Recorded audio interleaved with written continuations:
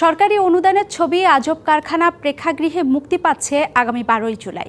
ভারত বাংলাদেশের শিল্পীদের নিয়ে নির্মিত এই সিনেমায় তুলে ধরা হয়েছে আবহমান গ্রাম বাংলার লোকগানের বিভিন্ন ধারা।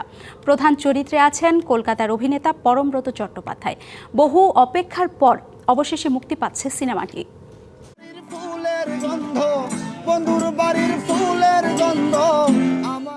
একজন রকস্টারের জীবনের গল্প নিয়ে সিনেমা আজব কারখানা, যেখানে রাজীব নামে তারকা খ্যাতি পাওয়া শিল্পী লোকশিল্পীদের দর্শনে এসে খুঁজে পান জীবনের নতুন অর্থ। আবহমান গ্রাম বাংলার লোকগানের বিভিন্ন ধারা ও মর্মবাণী উঠে এসেছে এই চলচ্চিত্রে। আমার দরকার ছিল একটি 40 বছর বয়সী, গিটার বাজাতে পারে, গান গাইতে পারে একজন অ্যাক্টরের।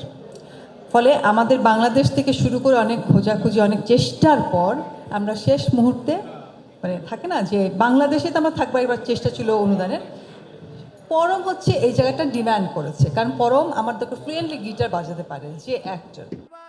40% বেশি গ্লো, বিশ্বের 1 নম্বর গ্লো ক্রিম, নতুন গ্লো এন্ড লাভলি। সরকারি অনুদানের এই সিনেমা প্রযোজনা করেছেন নির্মাতা সামিয়া জামান। সম্প্রতি ঢাকায় এসে সংবাদ সম্মেলনে সিনেমাটি মুক্তির কথা বলেন কলকাতার অভিনেতা পরমব্রত চট্টোপাধ্যায়। যারা এই প্রান্তিক শিল্পীগুলি, তাদের সঙ্গে কথোপকথন, তাদের সঙ্গে সময় কাটানো, এটা করতে গিয়ে তাদের দৃষ্টিভঙ্গিটা, তাদের জীবনযাপনটা ভীষণভাবে নতুন একটা দিক খুলে দিয়েছে আমার কাছে বলা যেতে পারে।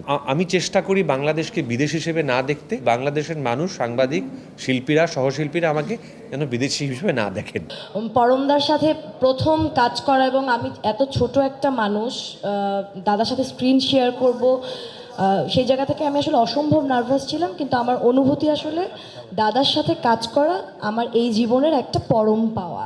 5টি মৌলিক গান নিয়ে এই চলচ্চিত্র। এছাড়া কবি হেলাল হাফিজের 4টি কবিতাকে রূপ দেওয়া হয়েছে গানে।